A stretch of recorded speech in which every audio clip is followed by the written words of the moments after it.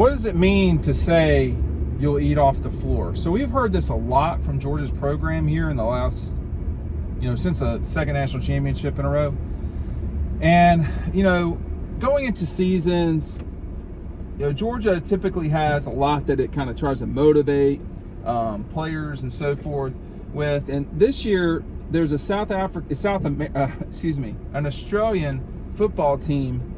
When I say Australian rules football team, if I'm not mistaken, and they talk about eating off the floor, which means you'll do anything you got to do to win. Public service announcement.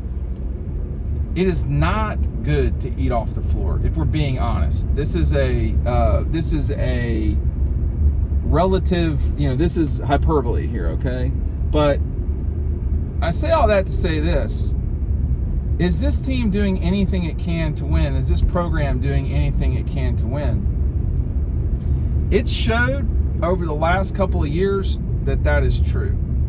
That they will switch quarterbacks mid-season. That they will, have first-round draft pick guys coming off the bench. There's a lot of stuff that Georgia's done over time that has been very successful for them and the program. And that's why you've seen 2 national championships. So the thing you're going to hear a lot this season is that they're willing to eat off the floor. They're willing to do whatever they have to do.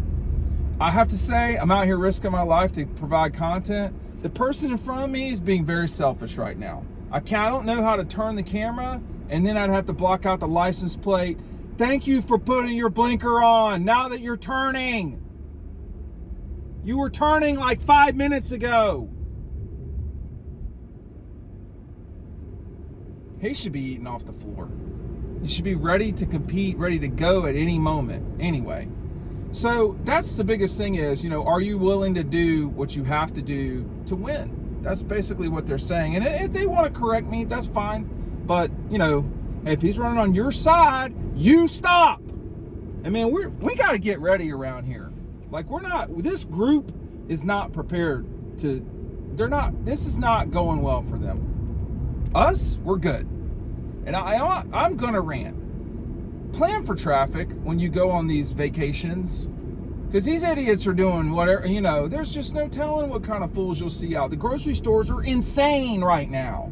Insane. You'd think people have never seen food before. But I'm going to stick with my subject here.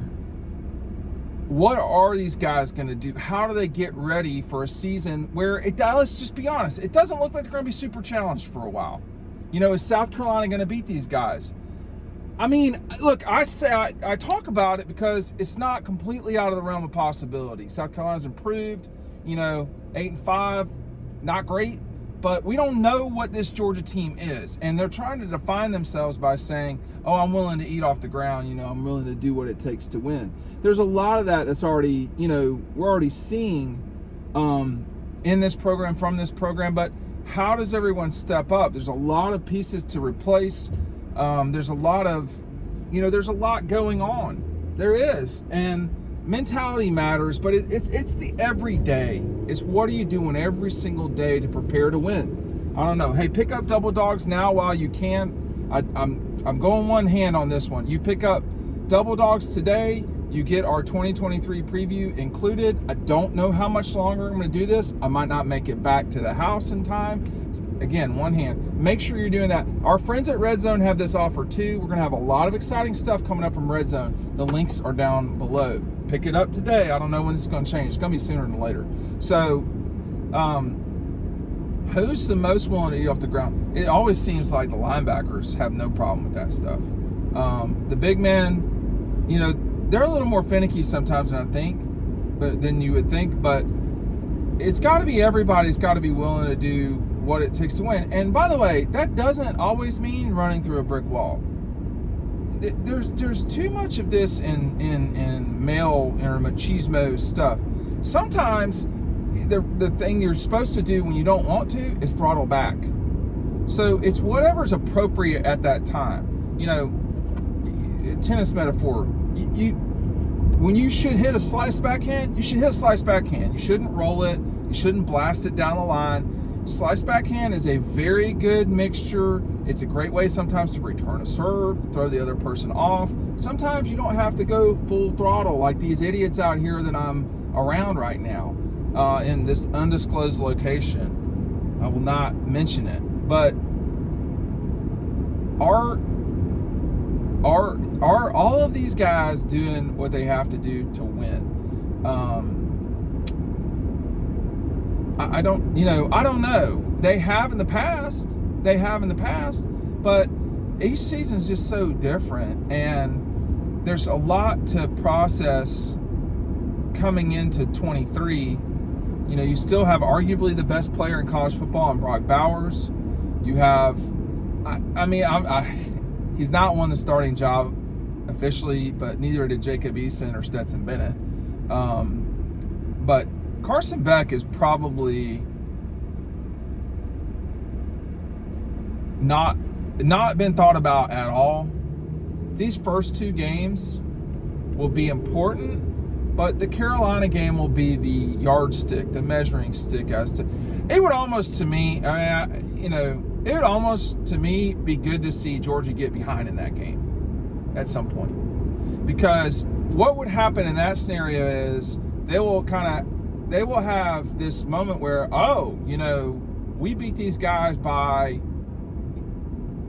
whatever, like 43 last year. Are we not as good? There's nothing wrong with having a little pressure, and it would give us the ability to see what it's like, for Carson Beck to perform when the Redcoats are playing. It's an important moment. So if they come out and they sort of shred South Carolina, I've talked about this some, and I'll talk about this with other guys when we do some riding homes, but there were moments in seasons gone by when you knew Georgia was really good.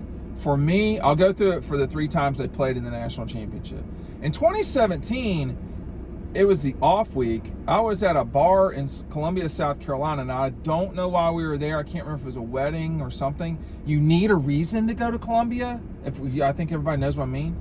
Get your tetanus shots in order, etc. But there was a reason we were there. And when I was watching Notre Dame bash USC's head in, that's when I was like, man, like this is not just. That's when it occurred to me how dangerous Georgia was.